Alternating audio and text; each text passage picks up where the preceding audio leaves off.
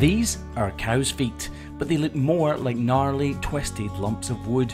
This cow has a very specific problem, and you're watching the Hoof GP. Should have told you straight away. You don't have to be afraid anymore. I know you haven't noticed. You know. You're joining us on our journey to our second farm, and what a journey it is. That I won't let you go. Put your arms around me and I'll let you know how it feels when time goes slow. And I won't let it rush when I see you dance, and the moment comes when I fall and time goes slow. I fall into you. Today you're joining us at a farm that we've been coming to for a few years now, and every time we do come, we treat the exact same cow for the exact same problem. I don't know, I can fit down here. Kev's worried about fitting down the side of the crush. So the farm you're joining us at today is a hill farm right on the edge of the Galloway Forest, a beautiful hilly forest park here in southwest Scotland, and this cow is an old favourite of mine. As easy as that. See yourself just sitting there on my chair. I'm staring at you. You don't even know. So here's a bit of a backstory on this cow. You see, her history goes back a little way. I've trimmed cow's feet here in southwest Scotland for around 14 years now, and over the years I've come to have a few favourites. Well, that was easy. The video you're watching right now is actually from around 4 or 5 years ago.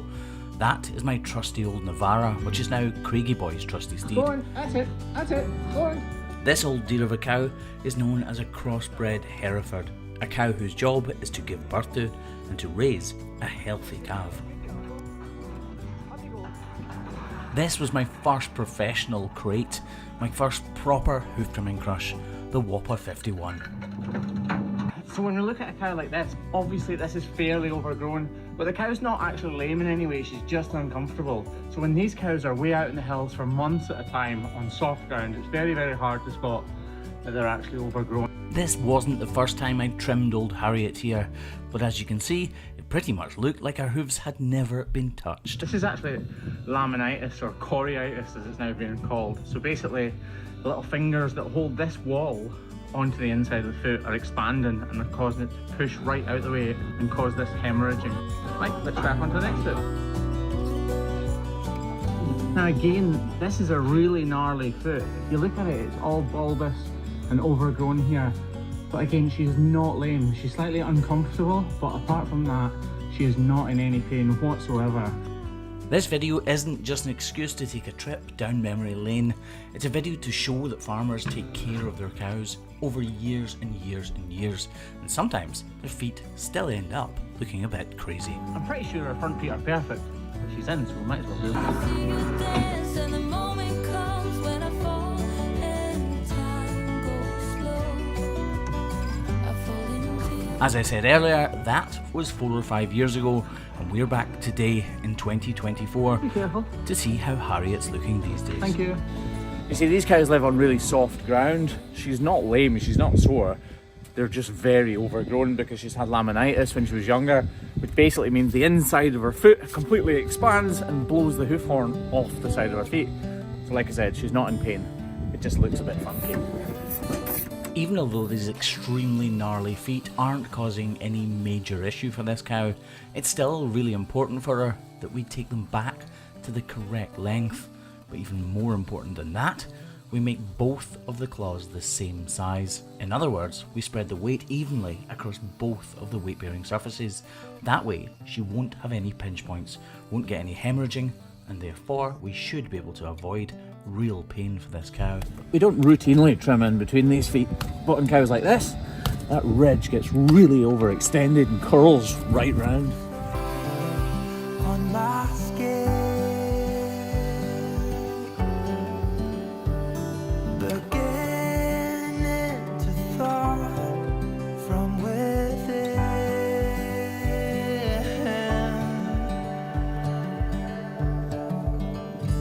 Today and not tomorrow.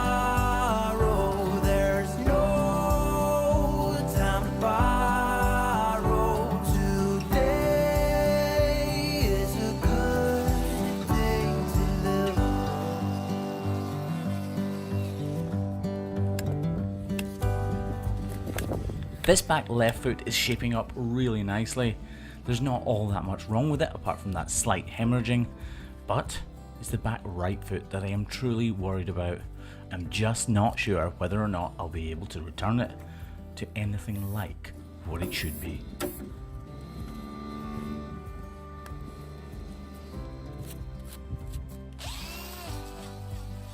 I honestly don't think I've ever trimmed a cow's hoof that reminds me more of a twisted and gnarled piece of wood.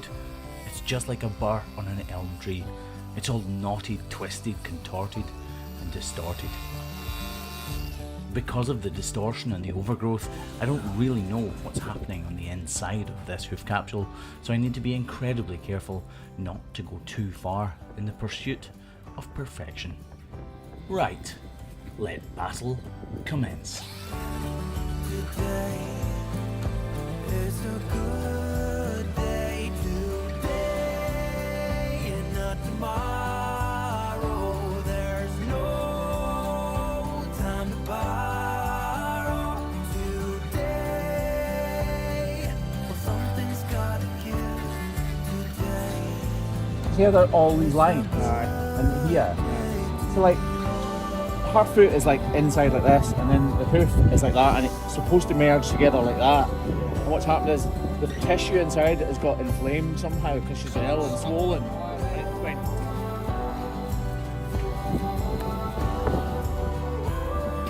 I think it's walking away. I think that's why he's.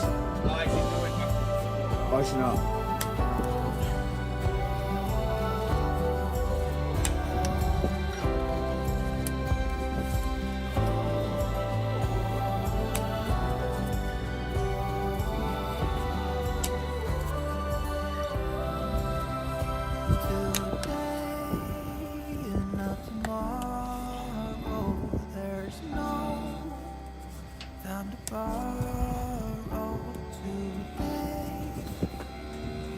Something's gotta give today. It's a good day today and not tomorrow. There's no time to buy. Cows' feet like these can take a huge amount of time to trim, but when you see the transformation at the end, it's usually all worth it.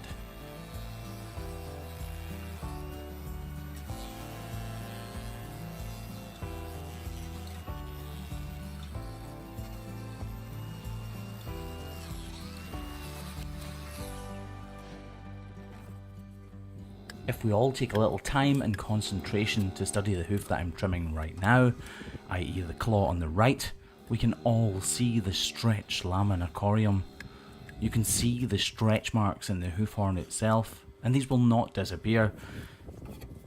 These stretches are the exact reason I trim this cow every single year. You see, when it comes to beef cattle, usually they're able to look after their feet perfectly well without any intervention from humans whatsoever. But when it comes to cases like this, our intervention isn't just wanted, it's absolutely crucial. Believe it or not, I read every single comment you guys leave on these videos. And a comment I read last night asked why I didn't routinely trim the axial wall between the toes, just like I have done and am doing on this cow right now. Well, there is a very good reason for that. Doing it can lead to massive problems in cows' feet. The structural integrity can be completely diminished by doing it routinely. But that's not a proper answer, because for a proper answer, I'll need a full video, which I'll do very, very soon.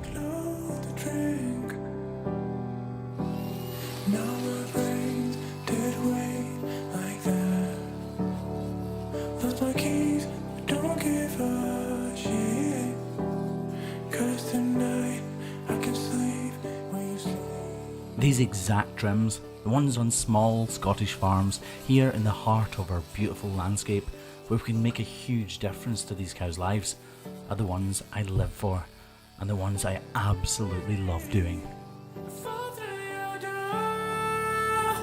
Leave the clothes on the floor. Tonight it's me and you on top of it all. I am yours, do what you want with me, but You make me feel so unreal.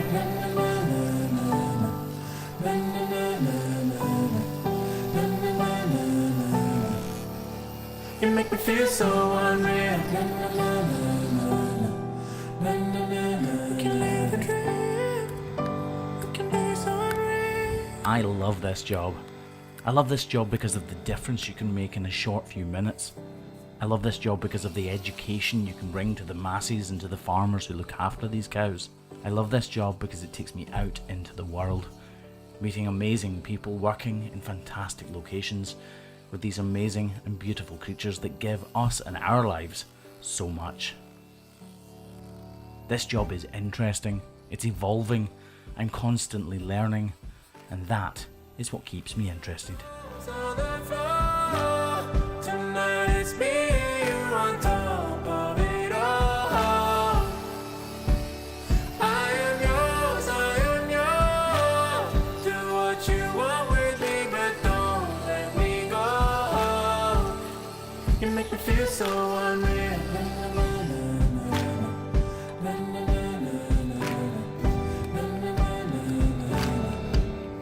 You make me feel so unreal.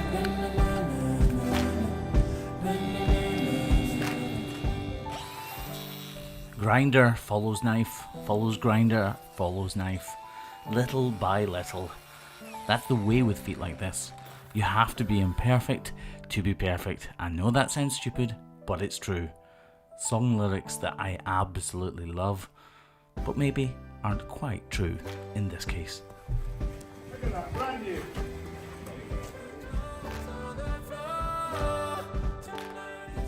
Okay, so they're maybe not perfect, but they are far better than they were a few minutes ago. This is functional hoof trimming. A cow should go into my crush feeling uncomfortable and come out more comfortable. That is the limits of what I can do, and it's what we did here today for Harriet. Thank you for watching the Hoof GP. You make me feel so unreal.